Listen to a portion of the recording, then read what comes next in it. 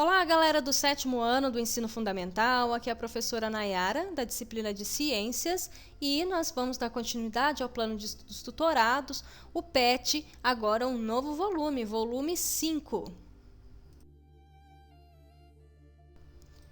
Iniciando a semana 1 com o tema taxonomia, e esse conteúdo você encontra nas páginas 34 a 38 do PET, volume 5. O que é taxonomia? Taxonomia é uma ciência do ramo da biologia que busca descrever, identificar e classificar os seres vivos. Ela é responsável por categorizar os seres vivos em grupos afins, baseando-se nas semelhanças que possuem. Então, nós temos aqui nessa imagem um exemplo, da classificação dos seres vivos em reinos. Nós temos 5 reinos. O reino Procária, que é o reino das bactérias, o reino dos protoctistas, que são os protozoários e as algas, o reino Plantae, que é o reino das plantas, o reino Fungi, que é o reino que agrupa todos os fungos, e o reino Animalia, que é o grupo, o reino que agrupa todos os animais. Então, a taxonomia tem essa incumbência, é uma ciência, que classifica os organismos de acordo com características, definidas, e isso facilita o estudo, o conhecimento dos seres vivos, dos organismos. Desde o início das civilizações, a humanidade procura conhecer, estudar e classificar os seres vivos do planeta. Entretanto, uma das principais dificuldades sempre foi a quantidade de espécies diferentes que existiam. Então, sempre houveram muitas espécies de plantas, de animais, e de outros organismos. Só para se ter uma ideia, estima-se que existam em torno de 50 milhões de espécies de animais e vegetais no planeta, embora isso seja apenas uma estimativa, pois alguns cientistas defendem que esse número possa ser o dobro.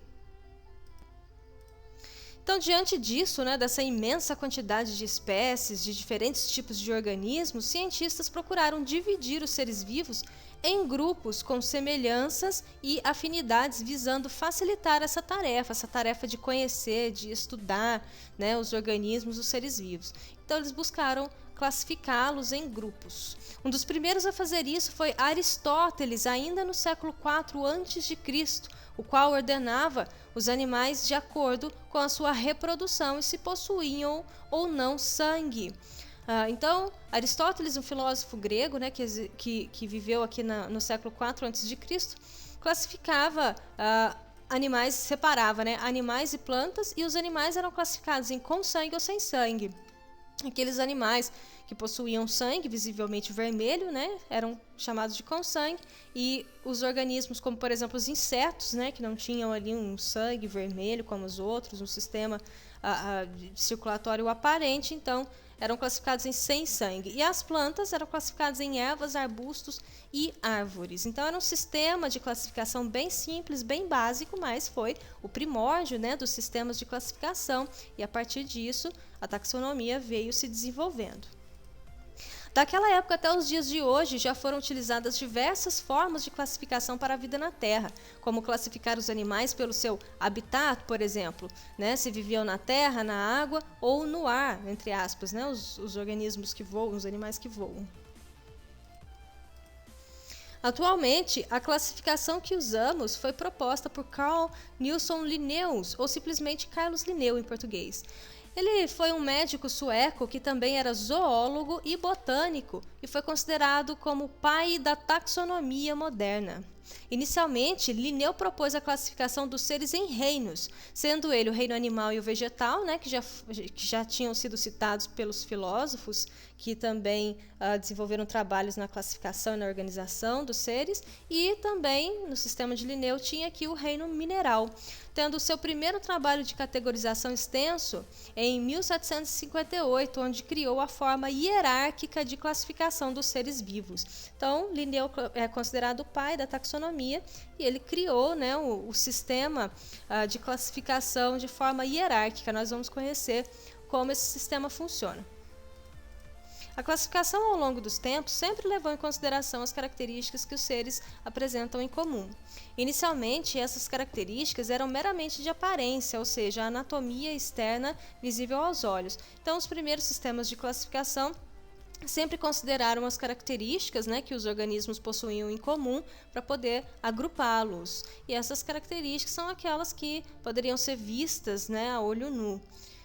Nos dias atuais, apenas isso não é suficiente. Por isso, a partir do naturalista inglês Charles Darwin e Alfred Wallace, que divulgaram suas ideias sobre evolução por seleção natural aceitas até hoje, iniciou-se uma mudança na maneira de interpretar a diversidade biológica. Então, a partir das ideias, né, desses dois cientistas, desses dois estudiosos, né, que lançaram suas ideias sobre a evolução e a seleção natural, que são temas que nós vamos ainda conhecer e vamos ainda aprofundar no futuro, tá? Não precisa se preocupar com isso. É só para a gente entender que a partir da ideia desses cientistas, a taxonomia começou a mudar. Porque foi percebido, né, foi descoberto que os organismos eles evoluem, eles têm ancestrais em comum, né, eles têm mais características do que apenas semelhanças, né, anatômicas, características em comum que podem ser vistas a olho nu. Então, outros fatores começaram a ser levados em conta para poder realizar a classificação desses organismos, o agrupamento desses seres. As características evolutivas passaram a ter grande relevância, bem como os ancestrais em comum dos seres, fósseis de animais extintos e até mesmo a tão recente e moderna genética. Então, com as novas descobertas, né, com o avanço da ciência e dos conhecimentos, então, outros fatores começaram a ser levados em consideração para se realizar a classificação e o agrupamento dos seres vivos. Então, não apenas mais características que poderiam ser vistas a olho nu, mas também outros fatores, como, por exemplo, ancestrais comuns e características genéticas desses organismos. Atualmente, o sistema que utilizamos para classificar os seres vivos obedece uma hierarquia que vai do reino à espécie. Dessa forma, temos. Então, vamos conhecer o nosso sistema de classificação atual, né, proposto por Linneu. Nós temos, então, aqui os táxons, né, que são grupos. Esses grupos eles são dispostos de maneira hierárquica, então, começando aqui no reino. Logo em seguida, temos o filo ou divisão, embora filo seja mais comum. Classe, ordem, família, gênero e, por fim, a espécie. Então, os organismos são classificados dentro desse sistema hierárquico. Nós vamos entender melhor como ele funciona, só que nós precisamos lembrar, né, dessa sequência, já que é um sistema hierárquico, a ordem aqui dos grupos importa. Então, um macete para a gente poder decorar a sequência, a ordem desses grupos é o seguinte: rato frito com orégano fica gostoso. Experimente! Bom, então este é um sistema, um macetezinho para a gente poder lembrar aqui de reino, filo, classe, ordem, família, gênero, espécie. Rato frito com orégano fica gostoso. Experimente! Se você decorar isso aqui, você vai estar automaticamente decorando a sequência dos táxons também. E aí, gostou? Então, para a gente entender melhor como que funciona esse sistema de classificação dos seres vivos de maneira hierárquica, proposto por Linneu, né, e ainda utilizado nos dias de hoje, vamos analisar essa imagem aqui que traz o esquema desse sistema com exemplos. Eu peguei lá no site Só Biologia, e essa imagem ela está bem completa porque ela traz, inclusive, aqui o táxon, o grupo domínio, que vem antes do reino. Tá vendo? Existem dois domínios: o eucária, dos organismos eucariotos, com células nucleadas, né, com presença de núcleo, que armazena e organiza o material genético. E também teria aqui o domínio procária, que é aquele domínio que vai agrupar os organismos procariotos, sem núcleos em suas células. Depois do domínio, né, nós temos o próximo grupo aqui, que é o reino. E existem 5 reinos de classificação dos seres vivos. Esses 5 reinos são: o reino Monera, né, onde estão agrupadas as bactérias; o reino Protoctista, onde estão agrupados os protozoários e as algas; o reino Fungi, onde estão agrupados os fungos; e o reino Plantae, onde estão agrupados as plantas; e o reino Animalia, onde estão agrupados os animais. Então, aqui nós pegamos um exemplo do reino animal, certo? Abaixo do reino nós temos aqui o grupo filo, que classifica, né, os animais em grupos ainda mais específicos. Existem vários filos, mas nós pegamos como um exemplo o filo Chordata. Qual qual é a característica dos animais que são incluídos aqui neste grupo, né, neste filo Chordata? Eles precisam possuir uma estrutura chamada de notocorda, que se desenvolve lá na fase embrionária, e dessa notocorda vai surgir a coluna vertebral. Então, se esse animal possui essa característica, ele pertence ao filo Chordata. Abaixo do filo nós temos aqui a classe, né? E a classe, nós temos várias classes também. Nós pegamos aqui um exemplo da classe Mammalia, que vai classificar os animais, né, que possuem a notocorda e que mamam, né? Eles podem ser cordados, né? Eles podem possuir essa característica aqui da notocorda e da coluna vertebral, mas eles não precisariam necessariamente ser mamíferos, né? Ser animais que mamam. Então, eles pertencem a outras classes. Mas se o animal ele mama, se ele é um mamífero, ele pertence à classe Mammalia, certo? Abaixo da classe nós temos outro grupo que é a ordem. Então, se é um animal, se ele é um cordado e ele mama, ele vai ser classificado em uma ordem, né? Nós temos várias ordens e aqui nós temos o exemplo da ordem carnívora, que é aquele grupo que vai classificar, que vai agrupar os organismos carnívoros, os animais cordados, mamíferos, carnívoros, que se alimentam exclusivamente de carne, né? Existem os herbívoros, os onívoros, mas nesse grupo, nessa ordem, estão apenas os carnívoros, são classificados apenas os carnívoros. Abaixo da ordem, nós temos o grupo família, né? A família, ela vai classificar de maneira ainda mais específica esses organismos, né? Que foram até agora selecionados aqui. E nós temos aqui exemplo de 3 famílias. Existem muito mais famílias aqui dentro da ordem carnívora. Nós pegamos o exemplo de 3 famílias. A família Felidae, a família Canidae e a família Ursidae. Abaixo da família nós temos o grupo gênero, né? Então, as famílias são classificadas, são agrupadas em gêneros. Por exemplo, dentro da família Felidae, nós temos o gênero Felis e o gênero Panthera. Dentro da família Canidae, nós temos vários gêneros, né? E aqui um exemplo de um desses gêneros pertencentes à família Canidae é o gênero Canis. E um exemplo, né, de gênero dentro da família Ursidae é o gênero Ursus. E abaixo do gênero nós temos a espécie, né, que é o último grupo mais específico de classificação desses seres vivos. Nós temos aqui, então, dentro da família Felidae e do gênero Felis, a espécie Felis catus, que é o gato doméstico. Nós também temos aqui o Felis pardalis. Dentro do gênero Panthera, nós temos a espécie Felix pardus, né? Dentro da família Canidae, o gênero Canis, nós temos várias espécies. Um exemplo, Canis familiaris, que é o cachorro doméstico, e o Canis lupus, que é o lobo. E dentro da família Ursidae, gênero Ursus, nós temos as espécies, né? Diversas espécies diferentes, mas exemplo aqui do Ursus arctus e do Ursus horribilis. Então, todos os organismos eles vão sendo classificados de acordo com suas características, né? De acordo com suas semelhanças e várias outras características observadas, como seus ancestrais comuns, características genéticas, até serem classificados, divididos aqui em espécies, que é o grupo mais específico, né, dentro desse sistema de classificação. Ou seja, espécies semelhantes são agrupadas em uma categoria que chamamos de gênero. Logo, gêneros são conjuntos de espécies diferentes entre si, mas com características semelhantes entre elas.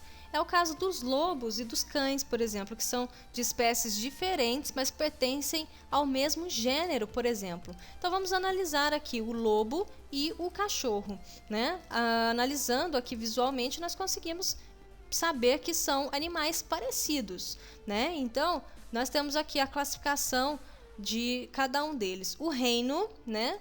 É o reino Animalia, os dois pertencem ao reino Animalia. Os dois pertencem ao filo Chordata, né, dos cordados. Os dois pertencem à classe Mammalia, ou seja, os dois são mamíferos, então até aqui eles estão no mesmo grupo, né, nos mesmos grupos de classificação. Na ordem, pertencem os dois à ordem carnívora.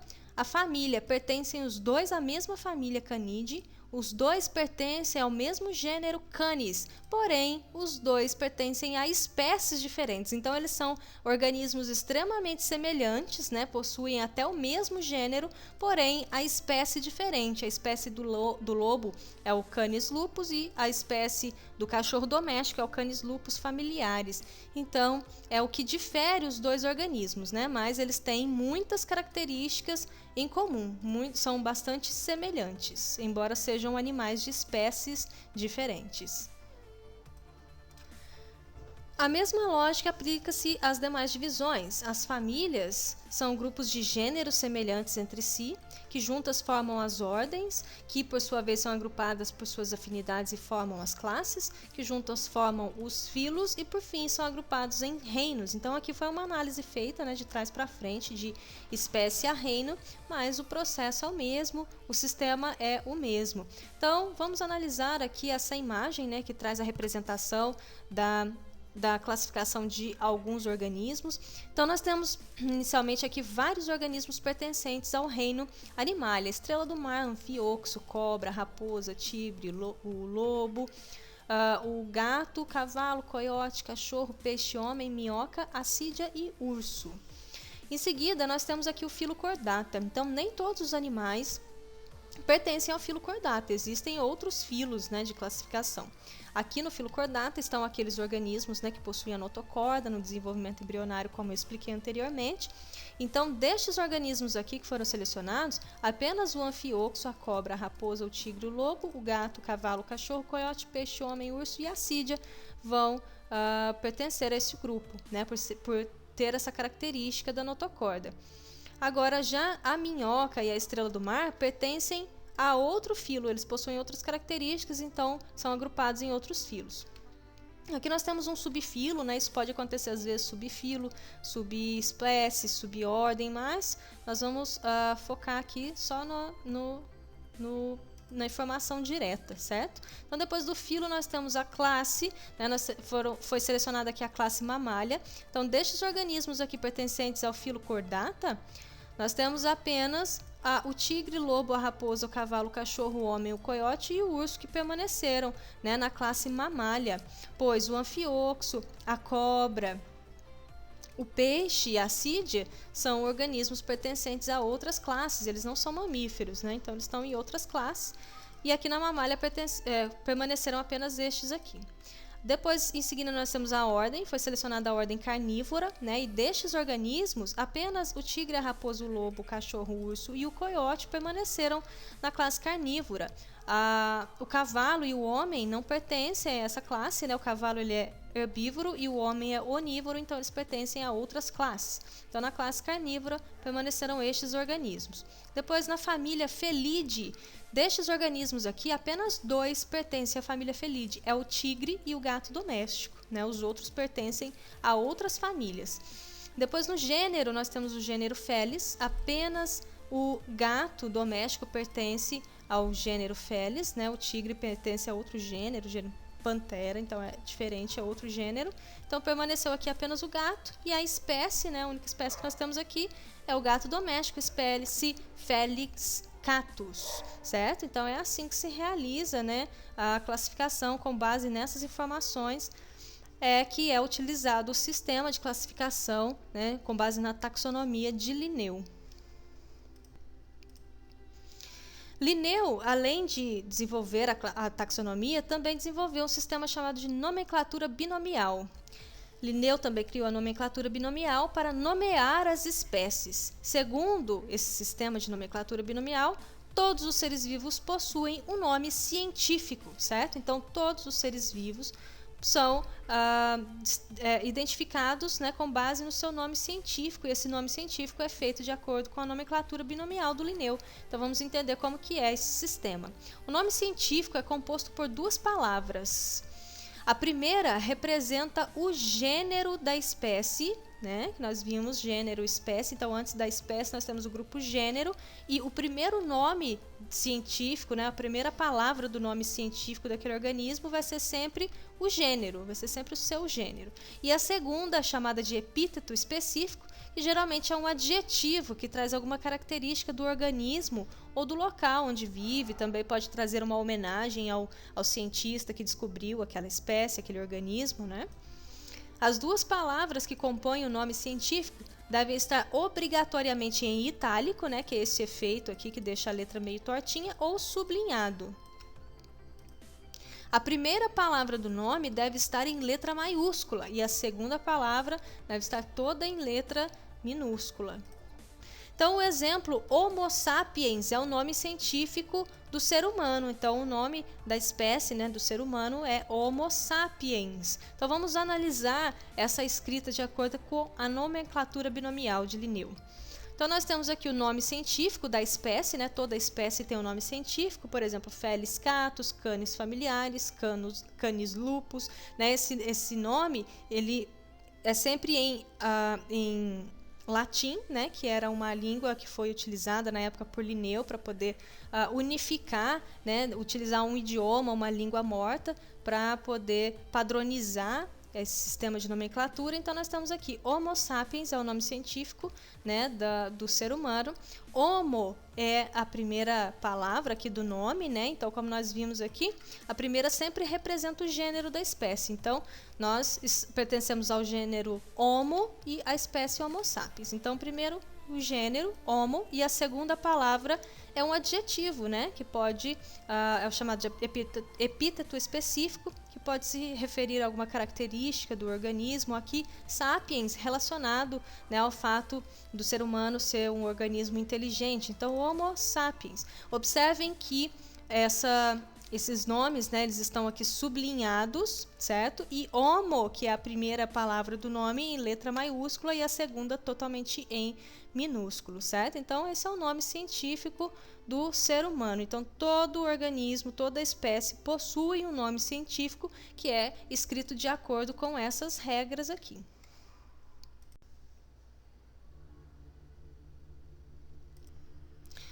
Iniciando então as atividades da semana 1, PET volume 5, questão número 1. Na imagem a seguir, podemos ver alguns objetos separados em grupos, fazendo uma analogia com a classificação dos seres vivos. Responda às perguntas que se seguem. Letra A. Todos os objetos estão em um mesmo tabuleiro e certamente eles possuem alguma característica em comum. Cite-a. Então, vamos observar essa imagem. Nós temos aqui o grupo número 1, 2, 3 e 4, né? E a gente consegue visualizar que um dos critérios, né, pelo menos um critério que foi utilizado aqui para a classificação, para a separação desses objetos em grupos, foi o tamanho, né? Então, uma característica que a gente pode observar é o tamanho. Então, aqui nós temos tampas maiores, médias, menores e menorzinhas, né? Então, tamanho. B. No tabuleiro, os objetos foram separados em 4 grupos. Indique qual deve ter sido a característica escolhida para essa divisão. Então, o tamanho, mais uma vez, né? Porque cor não foi, porque aqui nós temos objetos de várias cores, né? Todos os grupos possuem objetos de várias cores. Formato, né? Aqui nós possuímos alguns objetos de formatos diferentes, aqui formatos diferentes, né? Então, a característica que prevalece entre esses 4 grupos, né? Que separa esses objetos em grupos é o tamanho, maior, menor, um pouco menor e menorzinho. C. No grupo de tampas maiores, que característica você adotaria para separá-los em 6 subgrupos? Bom, então, para a gente separar este grupo de tampas maiores em subgrupos, a gente poderia utilizar a característica, né, o critério de cores, separar em cores. Então, teríamos 6 subgrupos, porque nós temos 6 cores, né? 1, 2, 3, 4, 5, 6. 6 cores. Ainda número 1, letra D. Atualmente, o sistema que utilizamos para classificar os seres vivos obedece uma hierarquia que vai do reino à espécie. Dessa forma, temos espécie, gênero, família, ordem, classe, filo e reino, né? No caso de trás para frente, mas na ordem correta, reino, filo, classe, ordem, família, gênero, espécie. Rato frito com orégano fica gostoso, experimente. Se considerarmos todos os objetos do tabuleiro como componentes de um reino, os 4 grupos seriam os filos, certo? Então aqui eu tenho um reino, né? Todos eles pertencem a um reino. E eu tenho aqui 4 filos. Reino, logo em seguida nós temos o grupo filo. E os 6 subgrupos que se separou na letra C seriam o quê? O gênero, a classe, a espécie ou a ordem? Então nós temos um reino, né? Imagina que todos esses objetos pertencem ao mesmo reino. Eles foram classificados em 4 filos diferentes, certo? E este filo aqui das tampas maiores foi classificado em grupos ainda mais específicos, né, que foram as cores. Nós separamos em 6 cores diferentes, 6 subgrupos. De acordo, fazendo uma analogia aqui com o sistema de classificação, qual seria, né, o grupo em que essas cores foram separadas, né? Quais seriam esses 6 subgrupos? Eles seriam classes, né? Reino, filo e classe. Então, essas tampas classificadas em cores seriam as classes. 2. Analise a figura abaixo e responda marcando a alternativa correta. Então, nós vamos analisar essa imagem, né, que traz aqui um esquema representando o agrupamento, a classificação de alguns organismos com base no sistema de classificação hierárquica, né, proposto por Linneu. Para a gente poder lembrar aqui, vamos deixar uma colinha, né, com o nome de todos os grupos, para a gente poder entender. O primeiro, o número 1 aqui, ó, o primeiro grupo é o reino, né, está representado aqui pelo número romano, número 1. Então, ele representa o reino. Logo em seguida, saindo do reino, nós temos o segundo grupo, que é o filo, né? Então, isso aqui representa um filo, representa um filo, representa um filo. Todos os grupos que estão saindo do reino aqui, né, são filos. Depois, todos os grupos que saem aqui do número 2, então o número 2, número romano, representa os filos. Todas as setinhas aqui que saem do número 2, né, do grupo número 2, são filos. Então, aqui eu tenho um filo também é número 2, né? E todas as setinhas que saem aqui do grupo número 2 do filo são classes. Então, ó, aqui eu tenho uma classe, aqui eu tenho uma classe. Então, reino, filo, filo, classe, classe. Depois, aqui também tem uma classe, né? Saindo aqui do grupo 2 do filo é classe. Depois, logo abaixo da classe, eu tenho a ordem. Então, todas as setinhas que saem aqui dos grupos marcados com o número 3 representam ordens, né? Então, ordem, ordem, ordem. Então, o número 4 aqui representa ordem. Saindo, né, as flechinhas saindo aqui do grupo marcado com o número 4, que nós sabemos, já identificamos, né, que são as ordens, que é um grupo ordem, nós temos as famílias. Então, família, família, família, todo o número 5 aqui representa a família. Logo abaixo de família nós temos gênero, então todas as setinhas que saem aqui da família representam gênero. Então, gênero, gênero. E por fim, a espécie, né? Todas as setinhas que saem dos gêneros representam as espécies. Então, espécie, espécie, espécie, espécie. Então, assim a gente consegue identificar através da numeração desses grupos, né? Agora vamos às perguntas. Ó, primeiramente, número 1 representa o reino animal, número 2 representa o filo, a que pertence a mosca e a lagosta, né? Aqui. 3 representa o gênero do porco, do chimpanzé e do esquilo. E 5 representa a espécie do cachorro.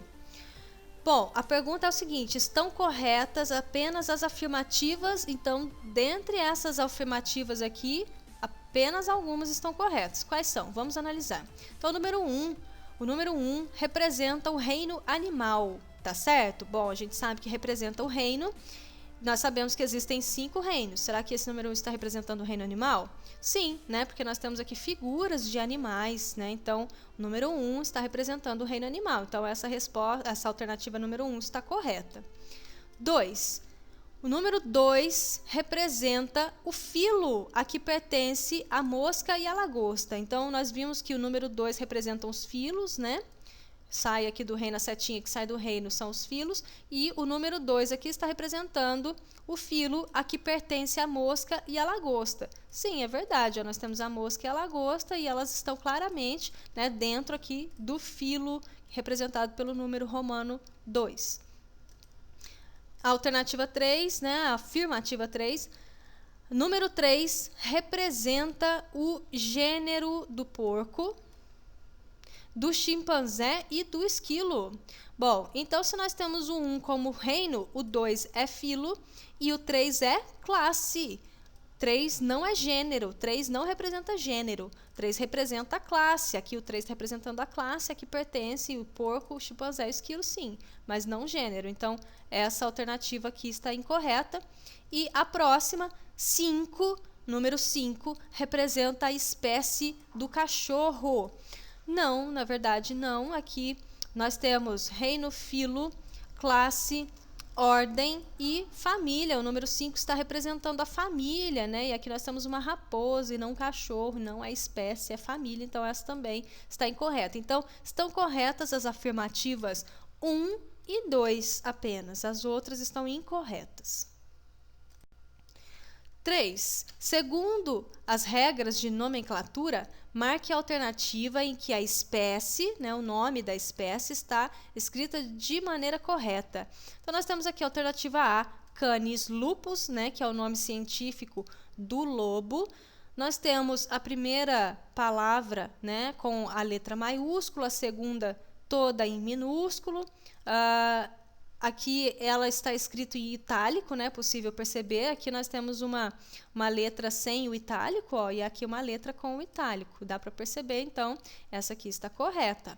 Letra B, canis familiares, é o nome do cão, né? Do cachorro doméstico.